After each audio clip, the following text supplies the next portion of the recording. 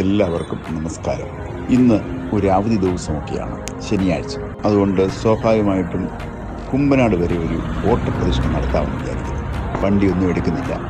ബസ്സിന് കയറി കുമ്പനാട്ടിറങ്ങി കുമ്പനാട്ടിൽ നേരെ ഹെബ്രോൻപുരം വരെ ഒന്ന് പോയി പെട്ടെന്ന് തിരിച്ചു വരാനുള്ള പ്ലാനാണ്. ആദ്യമേ ബസ്സിൽ കുമ്പനാട് ടൗണിലിറങ്ങി ഒരു ചായ കുടിക്കണമെന്ന് തോന്നി. തൊട്ടടുത്തുള്ള ബേക്കറിയിൽ കയറി ഒരു ചായയും പപ്സും കഴിച്ചു. ഒത്തിരി നാളായി യഥാർത്ഥത്തിൽ കേരളത്തിലെ ഇത്തിരി പപ്സ് കഴിച്ചിട്ട്. അത് കഴിച്ച് രണ്ട് സൈഡിലേക്കും നോക്കി പതുക്കെ ഞാൻ നടക്കുകയാണ് കുമ്പനാട് ഹെബ്രോൻപുരത്തേക്ക്.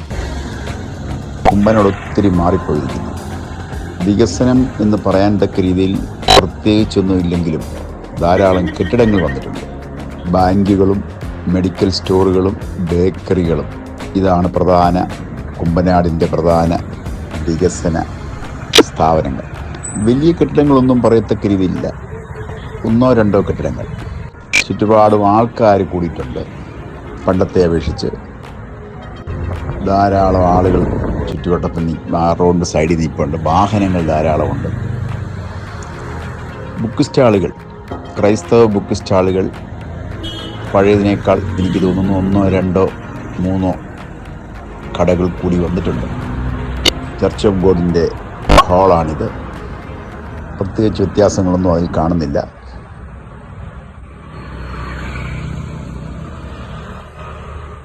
മിക്കവാറും ഉള്ള ബാങ്കുകളുടെ എല്ലാ ശാഖകളും ഈ പ്രദേശത്തുണ്ട്. ഇവിടെ ഒരു ആശുപത്രിയുണ്ട്, ഫെലോഷിപ്പ് ഹോസ്പിറ്റൽ. അല്പം കൂടെ മുന്നോട്ട് പോകുമ്പോൾ നമ്മുടെ ഏലിം ഹാൾ. പണ്ട് മുതലേ ഈ ചർച്ചിൻ്റെ രൂപഭംഗി കാണാനൊരു ചന്തമുണ്ട്. ഇതാണ് നമ്മളുടെ കുമ്പനാട് ഹെബ്രോൻപുരത്തിൻ്റെ ആരംഭം.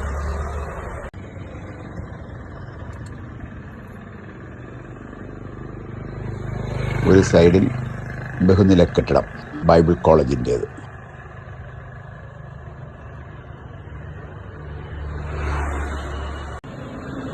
അതിനപ്പുറത്ത് ബംഗ്ലാവ്. അതിൻ്റെ നടുക്ക് വന്നിട്ട് നമ്മുടെ കൺവെൻഷൻ സ്റ്റേഡിയം, പുറകിൽ ഓഫീസ്, സൈഡിൽ ചർച്ച്. ഇന്ന് ചർച്ചിൽ എന്തോ പ്രോഗ്രാം നടക്കുകയാണ്. വിശാലമായ ഗ്രൗണ്ട്. അതിൻ്റെ ഫ്രണ്ടിൽ എക്കാലത്തും മനുഷ്യനെ ത്രസിപ്പിക്കുന്ന അല്ലെങ്കിൽ മനുഷ്യനെ കൗതുകമുണർത്തുന്ന ആ മാവ്. ഇതിൻ്റെ ചുവട്ടിലിരുന്ന് വിവാഹാലോചന നടത്തിയ എത്രയോ ആയിരങ്ങൾ വിവാഹം കഴിച്ചു പോയിരിക്കുന്നു. ഇവിടെ ഈ കൺവെൻഷൻ പന്തലിൽ ഇവിടെ ഇരുന്നു കൊണ്ട് എത്രയോ പേര് ആത്മാവിലായിരിക്കുന്നു. എന്ത് രസകരമായ അനുഭവങ്ങൾ അക്കാലത്തും അതിനൊക്കെ ആ പ്രദേശത്ത് ഇവിടെ വന്ന് ആരാധിച്ചവർക്ക് പറയാനുണ്ടാവും. ഇന്നതൊക്കെ ചിന്തിക്കാൻ കഴിയുമോ? എല്ലാവരും ഒരു മൂടുപടം ഇട്ട് നിൽക്കുന്നു. പെന്തക്കോസ്ത് സഭകളുടെ പ്രസക്തിയെ തന്നെ ചോദ്യം ചെയ്യത്തക്ക രീതിയിലുള്ള സംഭവങ്ങൾ അടിക്കടി ഉണ്ടാകും. പണ്ട് ഈ കുമ്പനാട് പ്രദേശങ്ങളിലെ വീടുകളിൽ പഴമക്കാർ പറയുന്നത് കേട്ടിട്ടുള്ളതാണ്.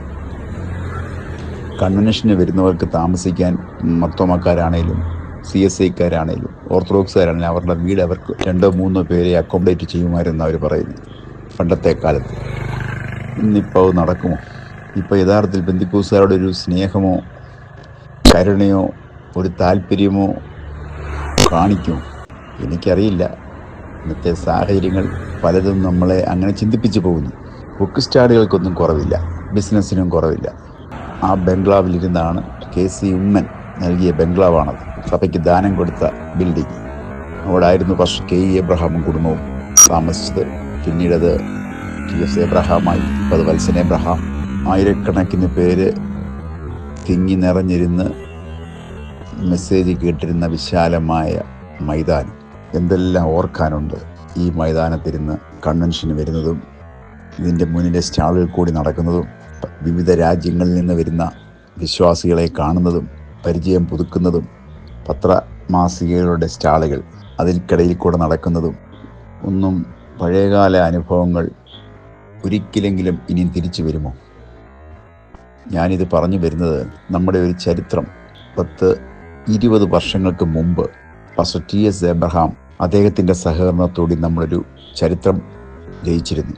ആ ചരിത്രം ഇതിനോടൊപ്പം കാണിക്കുകയാണ്.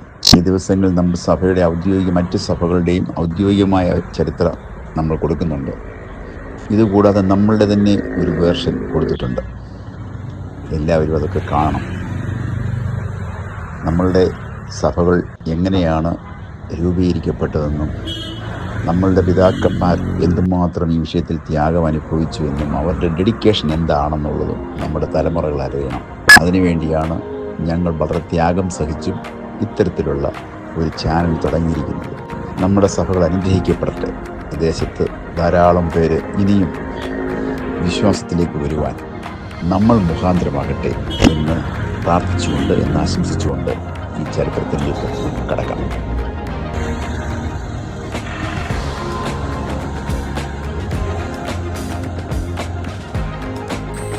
പുതിയ എപ്പിസോഡിലേക്ക് എല്ലാവർക്കും സ്വാഗതം. ആൻഡേഴ്സൺ ചർച്ച് ഓഫ് ഗോഡിൻ്റെ പ്രവർത്തകനായി 1922 കുളനടയിലെത്തിയ K.E. എബ്രഹാം പന്തളം AC മത്തായി ഉപദേശിയിൽ നിന്നും പെന്തക്കോസ്ത് ഉപദേശങ്ങൾ ഗ്രഹിച്ചു. മത്തായി ഉപദേശിയുടെ പ്രേരണയാൽ തെക്കൻ തിരുവിതാംകൂറിൽ പരിശുദ്ധാത്മാഭിഷേകം പ്രാപിച്ച പാസ്റ്റർ മനശ്ശയുടെ വീട്ടിലെത്തുകയും K.E. എബ്രഹാം പെന്തക്കോസ്ത് അനുഭവസ്ഥനാകുകയും ചെയ്തു. K.E. എബ്രഹാം ആത്മസ്നാനം പ്രാപിച്ചതറിഞ്ഞ് ആൻഡേഴ്സൺ ചർച്ച് ഓഫ് ഗോഡിൽ നിന്നും അദ്ദേഹത്തെ പുറത്താക്കി.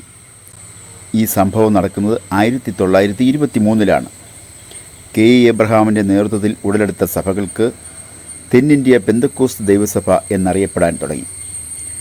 1926 സെപ്റ്റംബർ 16 തെന്നിന്ത്യ പെന്തക്കോസ്ത് ദൈവസഭയും റവറൻഡ് റോബർട്ട് F. കുക്കിനോടൊപ്പമുള്ള സഭകളും ഒന്നിച്ച് മലങ്കര പെന്തക്കോസ്ത് സഭ എന്ന പുതിയ പ്രസ്ഥാനം ആരംഭിച്ചു. 1919 റവറൻഡ് കുക്ക് അമേരിക്കയിൽ വെച്ച് അസംബ്ലീസ് ഓഫ് ഗോഡുമായി സഹകരണ ബന്ധം ഉണ്ടാക്കിയിരുന്നു. 1929 പ്രാദേശിക സഭകൾക്ക് സ്ഥലം തിരിച്ചു നൽകി കടന്നുകയറ്റം ഇല്ലാതാക്കാനുള്ള അസംബ്ലീസ് ഓഫ് ഗോഡ് കൗൺസിലിൻ്റെ തീരുമാനത്തോട് വിയോജിച്ച് K.E. എബ്രഹാമും കൂട്ടരും റവറൻഡ് കുക്കും ചേർന്ന് അസംബ്ലീസ് ഓഫ് ഗോഡുമായി ബന്ധം അവസാനിപ്പിച്ചു.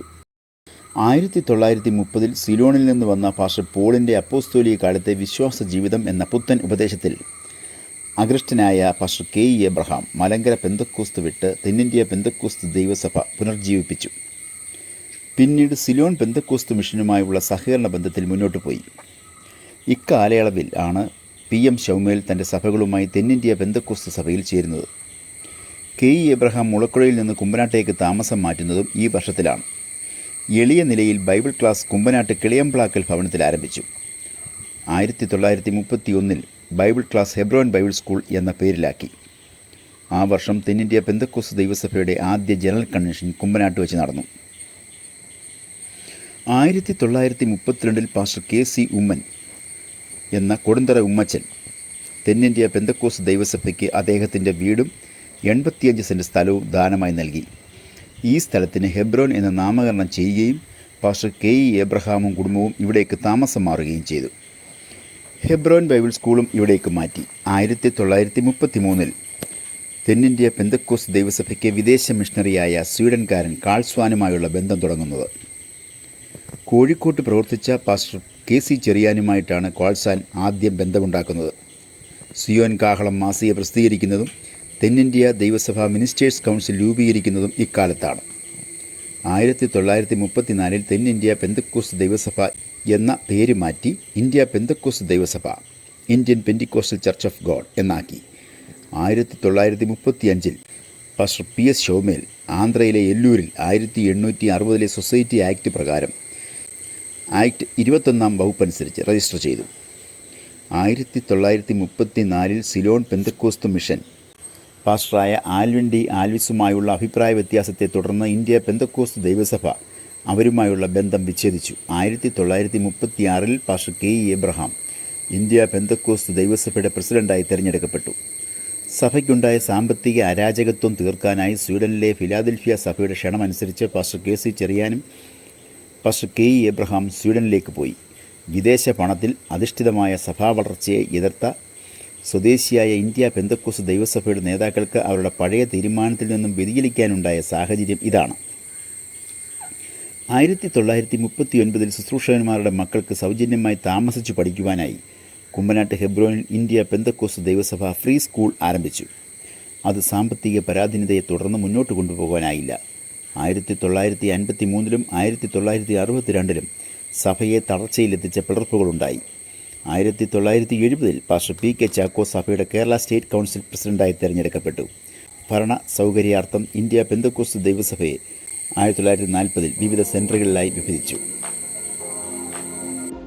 പെന്തക്കോസ്ത് പ്രസ്ഥാനത്തിൻ്റെ ചരിത്ര സംബന്ധമായ കാര്യങ്ങൾ കൂടുതൽ അറിയുവാൻ ഈ ചാനൽ സബ്സ്ക്രൈബ് ചെയ്യുവാൻ ഞങ്ങൾ ഓർമ്മിപ്പിക്കുന്നു. സഹകരിക്കുന്ന എല്ലാവർക്കും പ്രത്യേകം നന്ദി അറിയിക്കുന്നു.